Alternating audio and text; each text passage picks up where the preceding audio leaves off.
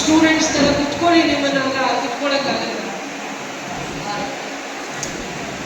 ಸಾಕಾಗಲ್ಲ. ಬೇರೆ ವೇದಿಕೆನ ಸೃಷ್ಟಿ ಮಾಡಬೇಕು, ಚೌಲ್ಟ್ರಿ ಸಾಕಾಗಲ್ಲ. ಅಧ್ಯಕ್ಷರು ಹೇಳ್ತಾ ಇದ್ರು, ಶಿಕ್ಷಕರಿಗೆ ತಾರತಮ್ಯ ಇಲ್ಲ, ಶಿಕ್ಷಕರನ್ನ ಆ ಧರ್ಮ ಈ ಧರ್ಮ ಈ ಜಾತಿ ಅಂತ ಹೇಳಲಿಕ್ಕೆ ಆಗಲ್ಲ.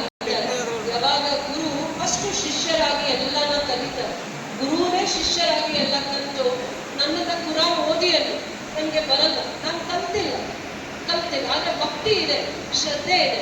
ಆದ್ರೆ ಅವರು ಕೂಡ ಕಲಿತು ಅದನ್ನ ಭಕ್ತಿಯಿಂದ ಶ್ರದ್ಧೆಯಿಂದ ಪ್ರೆಸೆಂಟ್ ಮಾಡ್ತಾರಲ್ಲ, ಅದು ಯಾರಿಗಾದ್ರೂ ಶಕ್ತಿ ಇದೆ ಅಂದ್ರೆ ಗುರುಗಳಿಗೆ ಮಾತ್ರ. ಅದಕ್ಕೆ ಗುರುಗಳಿಗೆ ಮೀರೋ ಅಂತ ಯಾರು ಇನ್ನೊಂದು ಗುರು ಅದ್ರ ಮೇಲೆ ಇನ್ಯಾರು ನಾವು ನೋಡಕ್ ಆಗಲ್ಲ. ಅಂದ್ರೆ ಆ ಸ್ಥಾನದಲ್ಲಿ ನೀವು ಇರ್ತೀರಾ. ಅದಾದ್ಮೇಲೆ ನಾನು ಜಾಸ್ತಿ ಸಮಯ ತಗೊಳ್ಳಲ್ಲ ಇವತ್ತು, ಯಾಕೆ ನಾನೇ ಅಲ್ಲಿ ಕುತ್ಕೊಂಡಿದ್ದಾಗ ಯೋಚನೆ ಮಾಡಿದೆ, ನಿಮಗೆ ನಾವು ಏನೋ ಮೆಸೇಜ್ ಕೊಡೋವಂಥದ್ದು ಇರಲ್ಲ. ಯಾಕೆ ಮೆಸೇಜ್ ಕೊಡೋದಿರಲ್ಲ ಅಂದ್ರೆ ನಿಮ್ಗೆ ಅರ್ಥ ಆಗಿರುತ್ತೆ, ಅನುಭವ ಆಗಿರುತ್ತೆ. 1 ವರ್ಷನೇ ಪಾಠ ಮಾಡಲ್ಲ ಶಿಕ್ಷಕರು, ಅವರ ಇಡೀ ಜೀವನ ಅಂದ್ರೆ ನಾವು ರಿಟೈರ್ಡ್ ಆಗೋವರೆಗೂ ಕೂಡ, ಅಂದ್ರೆ 20 ವರ್ಷ 30 ವರ್ಷ 35 ವರ್ಷದ ಕಾಲ ನೀವು ಇದೇ ವೃತ್ತಿನ ಆರಾಧಿಸ್ತೀರಾ. ಅಂದ್ರೆ ಕೆಲವೊಂದು ಕೆಲಸ ಅಂತ ಮಾಡ್ತಾರೆ, ಆದ್ರೆ ನೀವು ಈ ವೃತ್ತಿನ ಆರಾಧಿಸ್ತೀರ. ಸರಸ್ವತಿಯಿಂದ ಆಶೀರ್ವಾದ ಪಡೆದು ಅದನ್ನ ಅಷ್ಟೇ ಜವಾಬ್ದಾರಿಯಿಂದ ನಿಭಾಯಿಸುವಂತ 100ರಲ್ಲಿ 90 ಭಾಗ ಶಿಕ್ಷಕರು ಇದ್ದಾರೆ. ಶಿಕ್ಷಕಿಯರು ಕೂಡ ಇದನ್ನ ಆರಾಧಿಸುವಂತ ಶಿಕ್ಷಕಿಯರು ಕೂಡ ಇದ್ದಾರೆ. ಎಲ್ಲೆಲ್ಲಿ ನೀವು ನಿಮ್ಮ ಶಾಲೆಯ ವಾತಾವರಣವನ್ನ ಅಚ್ಚುಕಟ್ಟಾಗಿ ಇಟ್ಕೊಂಡಿದ್ದು, ಆ ವಾತಾವರಣಕ್ಕೆ ಹೆಚ್ಚಿನ ಮಕ್ಕಳು ವಿದ್ಯಾಭ್ಯಾಸಕ್ಕೆ ಬರ್ತಾರೆ. ಈ ಶಿಕ್ಷಕರ ಹತ್ರ ನಮ್ಮ ಮಕ್ಕಳು ಪಾಠ ಕಲೀಲಿ, ನನ್ಗೆ ಎಷ್ಟೇ ಕಷ್ಟ ಇರಲಿ, ನಾನು ಕೂಲಿ ಮಾಡಕ್ ಹೋದ್ರು ಈ ಜಾಗದಲ್ಲಿ ಈ ಶಿಕ್ಷಕರ ಹತ್ರ ನಮ್ಮ ಮಕ್ಕಳು ಪಾಠ ಕಲಿಬೇಕು ಅನ್ನುವಂತ ವಾತಾವರಣನ ನೀವು ಸೃಷ್ಟಿ ಮಾಡ್ಬೇಕಾಗುತ್ತೆ. ಸರ್ಕಾರದ ಒಂದು ಚಿಂತನೆ, ಆರೋಗ್ಯಕರವಾಗಿರುವಂತ ಮಕ್ಕಳು ಹೇಗೆ ಬರ್ತಾರೆ, ಪೌಷ್ಟಿಕವಾಗಿರುವಂತ ಊಟವನ್ನು ಕೊಟ್ಟು, ಪೌಷ್ಟಿಕವಾಗಿರುವಂತ ಆಹಾರವನ್ನು ಕೊಟ್ಟು, ಉತ್ತಮವಾಗಿರುವಂತ ಶಿಕ್ಷಣ ಕೊಡ್ಲಿಕ್ಕೆ ಸರ್ಕಾರದ ಚಿಂತನೆ ಆಗಿರುತ್ತೆ, ಆಲೋಚನೆ ಆಗಿರುತ್ತೆ. ಅದರಿಂದ ನಿಮ್ಮನ್ನ ನಂಬಿ ಶಿಕ್ಷಣ ವ್ಯವಸ್ಥೆನ ಸುಧಾರಣೆಗಳನ್ನ ಮಾಡ್ತಾ ಇದ್ದಾರೆ. ಯಾರನ್ನ ನಂಬಿ? ಶಿಕ್ಷಕಿಯರನ್ನ ನಂಬಿ ಸರ್ಕಾರ ಇಡೀ ಶಿಕ್ಷಣ ಇಲಾಖೆ ಮತ್ತೆ ಸಾಕ್ಷರತನೂ ಇದೆ ಅಲ್ವಾ. ಪ್ರೌಢಶಾಲೆ ಇರ್ಬೋದು, ಪ್ರಾಥಮಿಕ ಶಾಲೆ ಇರ್ಬೋದು, ಸಾಕ್ಷರತಾ ಇರ್ಬೋದು, ಸರ್ಕಾರ ನಿಮ್ಮನ್ನ ನಂಬಿ ನೀವು ಉತ್ತಮವಾಗಿರುವಂತ ವಿದ್ಯಾರ್ಥಿಗಳನ್ನ ಸೃಷ್ಟಿ ಮಾಡ್ತೀರಾ ಅನ್ನುವಂತ ಒಂದು ನಂಬಿಕೆ ಮೇಲೆ ಸರ್ಕಾರ ಶಿಕ್ಷಣ ಇಲಾಖೆಯ ಎಲ್ಲ ಜವಾಬ್ದಾರಿಯನ್ನ ಮಕ್ಕಳಿಗೆ ತಾಯಿ ಆದ್ಮೇಲೆ ಪೌಷ್ಟಿಕವಾಗಿರೋ ಆಹಾರ ಯಾರಾದ್ರೂ ನೀಡ್ತಾರೆ ಜಗತ್ತಲ್ಲಿ ಅಂದ್ರೆ ಅವರು ಶಿಕ್ಷಕರು ಮಾತ್ರ. ತಾವು ಊಟ ಮಾಡಿದ ನಂತರನೇ ಮಕ್ಕಳಿಗೆ ಆ ಊಟವನ್ನ ಕೊಡ್ತಾರೆ. ಯಾಕೆ ಅಂದ್ರೆ ಆ ಮಕ್ಕಳನ್ನ ತಂದೆ ತಾಯಿ ನಿಮ್ಮ ಮಡಿಲಲ್ಲಿ ಸೇರಿಸಿ ಹೋಗಿರ್ತಾರೆ.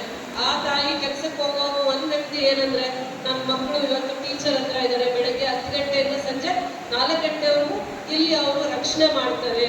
ಯಾವುದೇ ವಯಸ್ಸಿನ ಮಕ್ಕಳಾಗಿರ್ಬೋದು, ಹೆಣ್ಮಕ್ಳಾಗಿರ್ಬೋದು, ಗಂಡು ಮಕ್ಕಳಾಗಿರ್ಬೋದು, ಯಾರ್ಯಾರು ನಂಬಿಕೆ ಇದೆ ಮನೆಯಲ್ಲಿ ಬಿಡಲ್ಲ. ಮನೆಯಲ್ಲಿ ರಜಾ ಕೊಟ್ಟರೆ ಅವರು ರಜಾ ಮನೆಯಲ್ಲಿ ಇರ್ತಾರೆ. ಶಾಲೆ ಇದ್ದಾಗ ಮಾತ್ರ ಧೈರ್ಯವಾಗಿ ಅವ್ರು ಕೆಲ್ಸಕ್ಕೆ ಹೋಗ್ತಾರೆ. ಬೇಕಾದ್ರೆ ವಿಚಾರಿಸಿ ನೀವು ಕೂಡ. ಅವ್ರು ಏನೇ ಕೆಲಸ ಕಾರ್ಯಗಳು ಯಾವಾಗ ಮಾಡ್ತಾರೆ, ಮಕ್ಕಳನ್ನ ಕರ್ಕೊಂಡ್ಬಂದು ನಿಮ್ಮ ಮಧ್ಯ ಬಿಟ್ಟಾಗ ಮಾತ್ರ. ಆದ್ರೂ ನನಗೆ ಶಿಕ್ಷಣ ವ್ಯವಸ್ಥೆ ಸುಧಾರಣೆ ಆಗ್ಬೇಕು ಅನ್ನುವಂಥ ವಿಚಾರದಲ್ಲಿ ಇನ್ನೂ ನನಗೆ ತೃಪ್ತಿ ಇಲ್ಲ ಅಂತ ನಾನು ಹೇಳಕ್ ಇಷ್ಟಪಡ್ತೀನಿ. ಶಿಕ್ಷಣ ವ್ಯವಸ್ಥೆ ನನ್ನ ಕ್ಷೇತ್ರ ಮಾದರಿ ಆಗ್ಬೇಕು, ಶಿಕ್ಷಣ ವ್ಯವಸ್ಥೆ ಸುಧಾರಣೆ ಆಗ್ಬೇಕು. ನಿಮ್ಮ ಅನುಭವದಲ್ಲಿದೆ ಯಾವ ರೀತಿ ಶಿಕ್ಷಣ ವ್ಯವಸ್ಥೆನ ಸುಧಾರಣೆ ಮಾಡ್ಬೋದು ಅಂತ ನಿಮಗೆ ಅನುಭವ ಇದೆ ಅಂತ ನಾನು ಹೇಳಕ್ಕೆ ಇಷ್ಟಪಡ್ತೀನಿ. ನಾನು ಈ ವಾರ 10 ದಿನದಲ್ಲಿ ಒಂದು ಸರ್ಕಾರಿ ಶಾಲೆ ಮಕ್ಕಳು ಒಂದು 50 ಜನ ಇದ್ರು. ನಾನು ಆ ಕಾರ್ಯಕ್ರಮಕ್ಕೆ ಹೋಗಿದ್ದೆ. ಬಹಳ ಹಳೆಯ ಕಟ್ಟಡ ಇತ್ತು. ಹಳೆಯ ಕಟ್ಟಡನ ಮತ್ತೆ ಹೊಸ ಕಟ್ಟಡ ಮಾಡೋಕ್ಕಾಗಿರಲ್ಲ. ಒಂದು 3-4 ಕ್ಲಾಸ್ ರೂಮ್ಸ್ನ ಮಾತ್ರ ಮಾಡೋಕ್ಕಾಗಿರುತ್ತೆ. ಆದ್ರೆ ಆ ಟೀಚರ್ಸ್ಗೆ ಆ ಡೆಡಿಕೇಶನ್ ಇದೆ. ಮಕ್ಕಳನ್ನ ಕರ್ಕೊಂಡ್ಬರ್ಬೇಕು, ಬಡವ್ರ ಮಕ್ಕಳು ಎಲ್ಲಿದ್ದಾರೆ, ಆ ಟೀಚರ್ಸ್ ಯಾಕೆ ನಾನು ಇವತ್ತು ಈ ದಿನ ಹೇಳ್ತಾ ಇದ್ದೀನಿ ಆ ಟೀಚರ್ಸ್ ಬಗ್ಗೆ ಅಂದ್ರೆ, KGF ಅಲ್ಲಿ ನಾನು ಪ್ರತಿಯೊಂದು ದಿನನೂ ಕಲಿಯೋದನ್ನ ಜಾಸ್ತಿ ಇಷ್ಟಪಡ್ತೀನಿ. ಪ್ರತಿಯೊಬ್ಬರಲ್ಲೂ ಏನು ಹೊಸದಿದೆ ಅಂತ ತಿಳ್ಕೊತೀನಿ. ಅದಾದ್ಮೇಲೆ ನಿಮ್ಮಲ್ಲೂ ನಾನು ಕಲಿತೀನಿ. ಆ ಟೀಚರಲ್ಲಿ ನಾನು ಏನು ಒಳ್ಳೆ ಗುಣ ನೋಡಿದೆ ಅಂದ್ರೆ, ಆ ಮಕ್ಕಳಿಗೆ ಪ್ರೆಸೆಂಟೇಷನ್ನ ಹೇಳ್ಕೊಟ್ಟಿದ್ದಾರೆ. ಬರೀ ಹೈಸ್ಕೂಲು ಇಲ್ಲ, ಇನ್ನ 50 ಜನ ಮಕ್ಕಳು, 5ನೇ ಕ್ಲಾಸು 7ನೇ ಕ್ಲಾಸ್ ಮಕ್ಕಳು, ಒಂದು 15 ಕೂಡ ಇಲ್ಲ. ಎಲ್ಲಿಂದ ಕರ್ಕೊಂಡ್ಬಂದಿದ್ದಾರೆ? ಆ ಹೊಸ ಕ್ಲಾಸ್ ರೂಮ್ಸ್ನ ಮಾಡಿದಾಗ ಸೋಷಲೈಸೇಷನ್ ಹೇಗೆ ಮಾಡಬೇಕು ಅಂತ ಮಕ್ಕಳಲ್ಲೇ ಎಲ್ಲ ಮಕ್ಕಳಿಗೆ ಆ ಕಾರ್ಯಕ್ರಮ ಹೇಗೆ ಮಾಡಬೇಕು ಅಂತ ಟ್ರೈನಿಂಗ್ ಕೊಟ್ಟಿದ್ದಾರೆ. ಅಂದ್ರೆ ಹೇಗೆ ನಾವು ಅಂಬೇಡ್ಕರ್ ಅವ್ರನ್ನ ಸಂವಿಧಾನ ಶಿಲ್ಪಿ ಅಂತ ಹೇಳ್ತೀವಿ, ಗುರುಗಳು ಕೂಡ ವಿದ್ಯಾರ್ಥಿಗಳಿಗೆ ಮಾರ್ಗದರ್ಶಕರೇ ಅಲ್ಲ, ಹಿತಚಿಂತಕರೇ ಅಲ್ಲ, ಅವರು ಶಿಲ್ಪಿಗಳು. ವಿದ್ಯಾರ್ಥಿಗಳನ್ನ ಒಂದಿನ ಟೀಚರ್ ಮಾಡ್ತಾರೋ, ಡಾಕ್ಟರ್ ಮಾಡ್ತಾರೋ, ಪೊಲೀಸ್ ಅಧಿಕಾರಿ ಮಾಡ್ತಾರೋ, ಏನೇ ಮಾಡಿದ್ರು ಒಬ್ಬ ಸಾಧಕರನ್ನ ಮಾಡಬೇಕು ಅಂದ್ರೆ ಅವರನ್ನ ಶಿಲ್ಪಿ ಯಾರಾದ್ರೂ ಇದ್ರೆ, ಆರ್ಕಿಟೆಕ್ಟ್ ಯಾರಾದ್ರೂ ಇದ್ರೆ ಅವ್ರ ಶಿಕ್ಷಕರು ಮಾತ್ರ. ಜಗತ್ತು ಯಾವುದ್ರ ಮೇಲೆ ನಡೆಯುತ್ತೆ ಅಂತಂದ್ರೆ ನಾನು ಹೇಳ್ತೀನಿ, ಜಗತ್ತು ಒಬ್ಬ ಶಿಕ್ಷಕ ಮನ್ಸು ಮಾಡಿದ್ರೆ ನಾವೊಂದು ರಾಜಕಾರಣಿಯಾಗಿ ಏಳು ಬೀಳುಗಳನ್ನ ನೋಡದೆ ಮನೆಗೆ ಹೋಗಕ್ಕಾಗಲ್ಲ. ಇವತ್ತು ನೀವು ಸನ್ಮಾನ ಮಾಡ್ತೀರಾ, ನಾಳೆ ಒಂದಿನ ಆದ್ಮೇಲೆ 5 ವರ್ಷ ಆದ್ಮೇಲೆ ನನಗೆ ಯೋಚನೆ ಇರುತ್ತೆ, ಆದ್ರೆ ನಾನು ಎಡಿಗೆ ಏನೇನು ತಪ್ಪು ಮಾಡಿದ್ದೀನೋ ಅದರ ಪರಿಜ್ಞಾನ ನನಗೆ ಇರಲ್ಲ. ಆದ್ರೂ ಎಡುವಂತ ಪ್ರಯತ್ನ ಯಾರು ಮಾಡಲ್ಲ. ಆದ್ರೂ ನಮ್ಮ ಮನಸ್ಸಲ್ಲಿ 5 ವರ್ಷ ಆದ್ಮೇಲೆ ಭಯ ಅನ್ನೋದಿದ್ದೆ. ಯಾಕೆ? ನಾವು ಚುನಾವಣೆಗೆ ಹೋದ್ರೆ ಭಯ ಇರುತ್ತೆ, ಚುನಾವಣೆಗೆ ಮುಂದೆ ಮನೆಗೆ ಸೀದಾ ಹೋದ್ರೆ ಭಯ ಆಗಲ್ಲ, ಹೌದಲ್ವಾ? ಪರೀಕ್ಷೆ ಎದುರಿಸುವಾಗ ನನಗೂ ಆ ಭಯ ಆತಂಕ ಇರುತ್ತೆ. ಪ್ರತಿಯೊಬ್ಬ ಯಾರು ಚುನಾವಣೆನ ಎದುರಿಸ್ತಾರೆ, ಎಷ್ಟೇ ಒಳ್ಳೆ ಕೆಲಸ ಮಾಡಿರ್ಲಿ, ಎಷ್ಟೇ ಧರ್ಮವಾಗಿ ನಡೆದಿರ್ಲಿ, ಎಷ್ಟೇ ನ್ಯಾಯ ನೀತಿಯಿಂದ ನಡೆದಿರ್ಲಿ, ಆದ್ರೆ ನನಗೆ ಚುನಾವಣೆ 5 ವರ್ಷ ಆದ್ಮೇಲೆ ಚುನಾವಣೆ ಬರ್ತಾ ಇದೆ ಅಂದಾಗ ನನ್ನ ಆಲೋಚನೆ ಎಲ್ಲ ನನ್ನಲ್ಲಿ ಏನು ತಪ್ಪಾಗಿದೆ, ನನ್ನಲ್ಲಿ ಏನು ತಿದ್ದುಕೊಳ್ಳುವಂತ ತಪ್ಪಾಗಿದೆ, ಜನ ನನ್ನನ್ನ ಯಾವ ರೀತಿ ಒಪ್ಕೊಂಡಿದಾರ ಇಲ್ಲ ಅನ್ನುವಂಥ ಪರೀಕ್ಷೆಯನ್ನ ಎದುರಿಸುವಂತ ಸಂದರ್ಭ ಬಂದಾಗ ನನಗೂ ಕೂಡ ಕಷ್ಟ ಆಗುತ್ತೆ. ಅದೇ ತರ ಮಕ್ಕಳಲ್ಲಿ 5 ಸಬ್ಜೆಕ್ಟ್ ಇರುತ್ತೆ, 5 ಸಬ್ಜೆಕ್ಟ್ ಅಲ್ಲೂ ಮಕ್ಕಳ ಪರಿಣಿತಿ ಇರಲ್ಲ. ಒಬ್ಬರಿಗೆ ಇಂಗ್ಲಿಷಲ್ಲಿ ಕಷ್ಟ ಆಗುತ್ತೆ, ಒಬ್ಬರಿಗೆ ಮ್ಯಾಥ್ಸ್ ಅಲ್ಲಿ ಕಷ್ಟ ಆಗ್ತಾ ಇರುತ್ತೆ, ಇನ್ನೊಬ್ಬರಿಗೆ ಸೈನ್ಸ್ ಅಲ್ಲಿ ಕಷ್ಟ ಆಗ್ತಾ ಇರುತ್ತೆ. ಎಲ್ಲೆಲ್ಲಿ ಶಿಕ್ಷಕರು ಅದರ ಅನುಭವ ಜಾಸ್ತಿ ಇರುವಂತವ್ರು, ನೀವೊಂದು ಗ್ರಾಮ ಪಂಚಾಯತಿ ಮಟ್ಟದಲ್ಲಿ 5 ಶಾಲೆ 10 ಶಾಲೆ ಉತ್ತಮವಾಗಿರುವಂಥದ್ದನ್ನ ಉತ್ತಮವಾಗಿರೋ ಒಂದು ಶಾಲೆ ಮಾಡಿ ಪೇರೆಂಟ್ಸ್ನ ಎಜುಕೇಟ್ ಮಾಡಿ ಅಂತ ನಾನು ಹೇಳ್ತೀನಿ. ಒಂದಲ್ಲಿ 25 ಜನ ಮಕ್ಕಳು ಇರ್ತಾರೆ, 30 ಜನ ಮಕ್ಕಳು ಇರ್ತಾರೆ, ಇನ್ನೊಂದು ಜಾಗದಲ್ಲಿ 15 ಜನ ಇರ್ತಾರೆ, ಅಲ್ಲಿ 2 ಟೀಚರ್ಸ್ ಇರ್ತಾರೆ. ಯಾವಾಗ ನೀವು ಸ್ಕೂಲ್ಸ್ನ ಮರ್ಚ್ ಮಾಡುವಂಥದ್ದು ಕಲಿತೀರಾ, ಅಲ್ಲೇ ನೀವು 5 ರಿಂದ 10 ಜನ ಶಿಕ್ಷಕಿಯರೋ ಒಂದತ್ರ ಇರ್ತೀರ. ಅವಾಗ ಇಂಗ್ಲಿಷಲ್ಲಿ ಅನುಭವ ಇರುವಂಥವ್ರು, ಕನ್ನಡದಲ್ಲಿ ಅನುಭವ ಇರುವಂಥವ್ರು, maths, science, social studies, general studies ಅನುಭವ ಇರುವಂಥ ಎಲ್ಲ ಟೀಚರ್ಸು ನೀವು ಅಲ್ಲೇ ಇರ್ತೀರ. ಅಂಥದ್ರ ಬಗ್ಗೆ ನನಗೆ ತಿಳುವಳಿಕೆ ಕೊಡಿ. ನಾನು ಶಿಕ್ಷಣ ಇಲಾಖೆಯ ಸುಧಾರಣೆಗಳನ್ನ ನೋಡ್ಬೇಕು ಅಂತ ಕನಸು ಕಾಣ್ತಾ ಇದ್ದೀನಿ. ಇವತ್ತು ನನಗೆ ಅವಕಾಶ ಕೊಡಲಿ, ಮೊದಲನೇ ಅವಕಾಶ ಕೊಡಲಿ ಅಂದ್ರೆ ಅವ್ರು ಯೋಚನೆ ಮಾಡಿದ್ರು, ಮೇಡಮ್ ನಾನು ಲಾಸ್ಟಲ್ಲೇ ಮಾತಾಡಬೇಕು ಅಂತ ಅವ್ರು ಡಿಸೈಡ್ ಮಾಡ್ಕೊಂಡು ನನ್ನ ಕಾರ್ಯಕ್ರಮಕ್ಕೆ ಕರೆದಾಗ ನಾನು ಹಠ ಮಾಡೋಕ್ಕಾಗತ್ತಾ, ನನಗೆ 5 ನಿಮಿಷ ಮೊದಲೇ ಮಾತಾಡೋದು ಕೊಡಿ, ನನಗೇನೋ ಒಂದು ಮೆಸೇಜ್ ಇದೆ, ನಿಮ್ಮ ಜೊತೆ ಮಾತಾಡಬೇಕು, ಹಂಚ್ಕೋಬೇಕು ಅಂತ ಹೇಳಲಿಕ್ಕೆ ಆಗಲ್ಲ.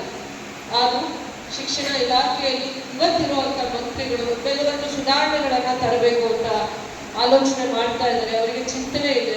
ಈ ಕಾರ್ಯಕ್ರಮದಲ್ಲಿ ಹಂಚ್ಕೋಬೇಕಾ ಇಲ್ಲ ಗೊತ್ತಿಲ್ಲ, ಬಟ್ ಇದು ಈ ವೇದಿಕೆನೇ ಸೂಕ್ತವಾಗಿರೋ ವೇದಿಕೆ ಅಂತ ನಾನು ಅನ್ಕೊಂಡಿದ್ದೀನಿ. ನಾವಾದ್ರೆ ಮನಸ್ಸಿಂದ ಪ್ರಯತ್ನ ಮಾಡಿದ್ರೆ ನಿಜವಾಗ್ಲೂ ಕೂಡ ನಾವು ಮತ್ತೆ ಶಿಕ್ಷಣ ಇಲಾಖೆ ಮನಸ್ಸಿಂದ ಪ್ರಯತ್ನ ಮಾಡಿದ್ರೆ ಪ್ರತಿಯೊಂದು ಗುರು ಎಷ್ಟೋ ವಿದ್ಯಾರ್ಥಿಗಳಿಗೆ, ಸಾವಿರಾರು ಮಕ್ಕಳಿಗೆ ನೀವು ವಿದ್ಯೆಯನ್ನು ದಾನ ಮಾಡ್ತೀರಾ, ಭವಿಷ್ಯತ್ತನ್ನ ಕಟ್ತೀರಾ. ನಿಮ್ಮ ಮಕ್ಕಳನ್ನ ನೀವು ಏನಾದ್ರು ಸಾಧನೆ ಮಾಡಿದ್ರೆ ಸಂತೋಷ ಪಡ್ತಿರೋ ಅನ್ನೋ ಗೊತ್ತಿಲ್ಲ, ಆದ್ರೆ ನೀವು ಪಾಠ ಮಾಡುವಂಥ ಮಕ್ಕಳು ಜೀವನದಲ್ಲಿ ಸಾಧನೆ ಮಾಡ್ಕೊಂಡು, ಸರ್ ಪೊಲೀಸ್ ಎಕ್ಸಾಮ್ ಪಾಸ್ ಆಗಿದ್ದೀನಿ ಸರ್, ನಾನು ವಿಲೇಜ್ ಅಕೌಂಟೆಂಟ್ ಎಕ್ಸಾಮ್ ಪಾಸ್ ಆಗಿದ್ದೀನಿ ಸರ್, ನಾಳೆ ತಹಸೀಲ್ದಾರ್ ಆಗ್ತೀನಿ ಸರ್, ನಾನು ಇನ್ಸ್ಪೆಕ್ಟರ್ ಆಗ್ತೀನಿ ಸರ್, ನಾನೀಗ ಕಾನ್ಸ್ಟೇಬಲ್ ಆಗ್ತೀನಿ ಸರ್, ನಾನು ಆ ಇಲಾಖೆಗೆ ಕೆಲಸ ಸಿಕ್ಕಿದೆ ಸರ್ ಅಂದ್ರೆ ಮನಸ್ಸಿಂದ ನೀವು ಆಶೀರ್ವಾದ ಮಾಡಿರುವಂಥ ಎಷ್ಟೋ ಜನನ್ನ ನನ್ನ ಆದಿಯಾಗಿ ನಾನು ನನ್ನ ತಂದೆನ ಹಾಸ್ಟೆಲ್ಗೆ ಸೇರಿಸಿ, ರೆಸಿಡೆನ್ಷಿಯಲ್ ಹಾಸ್ಟೆಲ್ಗೆ ಸೇರಿಸಿ, ನನ್ನ ಫ್ರೆಂಡ್ಸ್ ಎಲ್ಲ ಚೆನ್ನಾಗಿ ಓದೋದಕ್ಕೆ ಹೋಗಿದ್ದಾರೆ, ನನ್ನನ್ನು ಕರ್ಕೊಂಡು ಹೋಗಿ ಹಾಸ್ಟೆಲ್ಗೆ ಹಾಕಿ ಅಂತ ನಾನು ನನ್ನ ತಂದೆಯವ್ರ ಹತ್ರ ಹಠ ಮಾಡ್ತಾ ಇದ್ದೆ. ಆಮೇಲೆ ನನ್ನ ತಂದೆ ಯಾಕೆ ಕಳಿಸಲ್ಲ ಅಂತಾನೂ ನನ್ನನ್ನು ಶಿಕ್ಷಕರೇ ನನಗೆ ಸಮಾಧಾನ ಆಡಿದ್ರು. ಅದಾದ್ಮೇಲೆ ನಾನು ಕೂಡ ಡಿಸ್ಟೆನ್ಸ್ ಎಜುಕೇಶನ್ ಮಾಡ್ತಾ ಇರ್ತೀನಿ.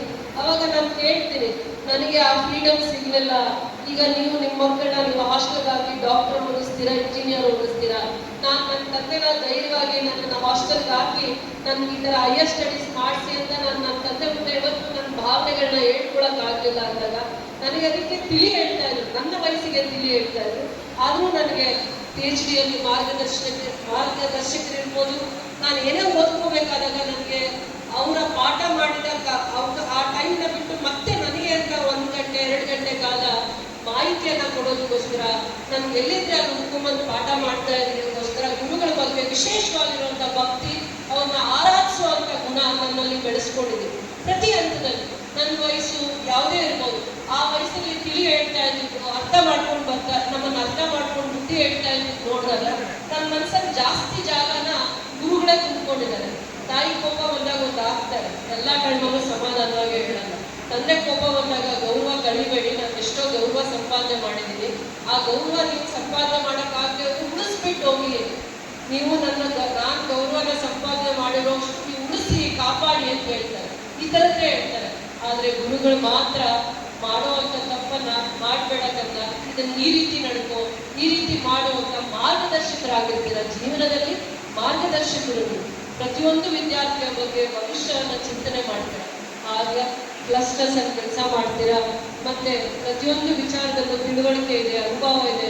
ಸರ್ಕಾರದ ಒಡನಾಟದಲ್ಲಿ ಸೇವೆ ಮಾಡುವಂತ ಆ ಭಾಗ್ಯವನ್ನ ಸಂಪಾದನೆ ಮಾಡಿದರೆ, ಸರ್ಕಾರದ ಜೊತೆಯಲ್ಲಿ ಸರ್ಕಾರದ ವ್ಯವಸ್ಥೆಯಲ್ಲಿ ಸೇವೆ ಮಾಡುವಂತ ಭಾಗ್ಯ ಎಷ್ಟೋ ಕೋಟಿ ಜನಸಂಖ್ಯೆ ಇದ್ದಾರೆ, 7 ಕೋಟಿ ಜನಸಂಖ್ಯೆ ಇದ್ದಾರೆ. ಅವ್ರಿಗೆಲ್ಲರಿಗೂ ಅವಕಾಶ ಸಿಗಲ್ಲ. ನಿಮಗೆ ಸಾವಿರಾರು ಸಂಖ್ಯೆಯಲ್ಲಿ, ಲಕ್ಷಾಂತರ ಸಂಖ್ಯೆಯಲ್ಲಿ ದೇವರು ನಿಮಗೆ ಅವಕಾಶ ಮಾಡಿಕೊಟ್ಟಿದ್ದಾರೆ. ಭವಿಷ್ಯದಲ್ಲಿ ವಿದ್ಯಾರ್ಥಿಗಳಿಗೆ ಉತ್ತಮವಾಗಿರುವಂತಹ ಭವಿಷ್ಯನ ಕಟ್ಟಲಿಕ್ಕೆ ಏನಾದರೂ ಅವಕಾಶ ಆಗತ್ತೆ ಅಂದ್ರೆ ಅದು ಗುರುಗಳಿಂದ ಮಾತ್ರ. ಏನು ಸರ್ಕಾರ ಕೊಡ್ತಾ ಇದೆ, ಪೌಷ್ಟಿಕ ಆಹಾರ ಕೊಡ್ತಾ ಇದೆಯಾ, ಉತ್ತಮವಾಗಿರೋ ಕಟ್ಟಡ ಕೊಟ್ಟಿದ್ಯಾ, ಸ್ಕೂಲ್ ಕೊಟ್ಟಿದ್ಯಾ, 50 ವರ್ಷದ 30 ವರ್ಷದ, 2 ಟೀಚರ್ಸ್ ಇದ್ದಾರ, 4 ಜನ ಇದ್ದಾರ, ಒಬ್ರು ಇದ್ದಾರ, ನೀವು ಒಂದು ಚಿಂತನೆ, ಇನ್ನೊಂದು ಹಂತದ ಚಿಂತನೆಯನ್ನ ಮಾಡಿದಾಗ ಇನ್ನೂ ನಾವು ಉತ್ತಮವಾಗಿರುವಂತಹ ಶಿಕ್ಷಣ ವ್ಯವಸ್ಥೆಯನ್ನ ಕೊಡ್ಲಿಕ್ಕೆ ಅವಕಾಶ ಆಗುತ್ತೆ. ಕ್ಲಸ್ಟರ್ಸ್ ಅಲ್ಲಿ ನೀವು ಯಾವ ರೀತಿ ಕೆಲವೊಂದೆಲ್ಲ ವಿಚಾರಗಳನ್ನ ಚರ್ಚೆ ಮಾಡ್ತೀರಾ, ಕ್ಲಾಸಸ್ನ ಅಂದ್ರೆ ಶಾಲೆಗಳನ್ನ ಮರ್ಜ್ ಮಾಡಿದಾಗ ಉತ್ತಮವಾಗಿರುವಂತ ಶಿಕ್ಷಣ ಕೊಡ್ಲಿಕ್ಕೆ ಆಗತ್ತಾ ಇಲ್ವಾ?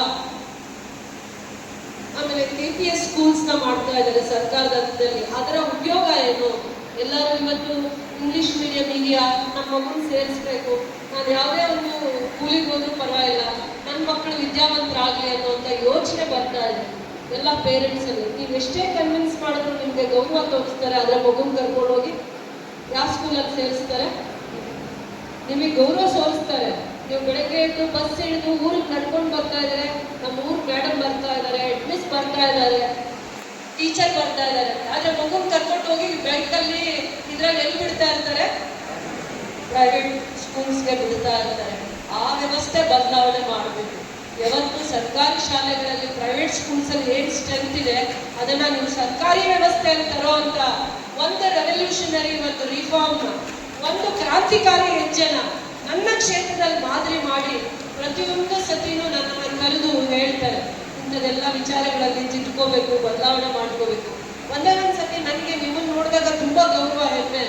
ಒಂದ್ಸತಿ ಹೇಳಿದ್ರು KGF ತಾಲೂಕು ಯಾವ ರ್ಯಾಂಕಿಂಗ್ ಅಲ್ಲಿ ಇದೆ, ಯಾವ ಸಬ್ಜೆಕ್ಟ್ ಅಲ್ಲಿ ಜಾಸ್ತಿ ಮಕ್ಕಳು ಫೇಲ್ ಆಗಿದ್ದಾರೆ, SSLC ಅಲ್ಲಿ ಗೌರ್ಮೆಂಟ್ ಶಾಲೆ ವ್ಯವಸ್ಥೆಯಲ್ಲಿ ಓದ್ತಾ ಇರೋ ಮಕ್ಕಳು ಯಾವ ರ್ಯಾಂಕಿಂಗ್ ಅಲ್ಲಿ ಇದ್ದಾರೆ ಅಂದಾಗ ಒಂದ್ಸತಿ ನಾನು ತಲೆ ಬಗ್ಗಿಸ್ತೇನೆ. ಇಷ್ಟ ಆಯ್ತು. ಇಡೀ ಜಿಲ್ಲೆಯಲ್ಲಿ ನಾನು ಹೇಗೆ ಕೆಲಸ ಮಾಡೋದ್ರಲ್ಲಿ, ಎಲ್ಲರೂ ಹೇಳ್ತಾರೆ ಕೆಲಸ ಮಾಡುವಂಥದ್ರಲ್ಲಿ, ತಿಳುವಳಿಕೆಯಿಂದ ಕೆಲಸ ಮಾಡುವಂಥದ್ರಲ್ಲಿ, ಅರ್ಥ ಮಾಡಿಕೊಂಡು ಜವಾಬ್ದಾರಿಯಿಂದ ನಡ್ಕೊಳ್ಳೋದ್ರಲ್ಲಿ ಸ್ವಲ್ಪ ಪರವಾಗಿಲ್ಲ ಅಂತ ನೀವೇ ನನಗೆ ಸರ್ಟಿಫಿಕೇಟ್ ಕೆಲವೊಂದ್ಸತಿ ಕೊಡ್ತೀರಾ. ಅದೇ ಥರ ಶಿಕ್ಷಣ ವ್ಯವಸ್ಥೆಯಲ್ಲಿ ವಿದ್ಯಾರ್ಥಿಗಳು ಅಧಿಕವಾಗಿರುವ ಅಂಕಗಳನ್ನು ಪಡೆಯುವಂಥದ್ರಲ್ಲಿ ನೀವು ಶಿಕ್ಷಣ ವ್ಯವಸ್ಥೆಯ ಸುಧಾರಕರಾಗಬೇಕು.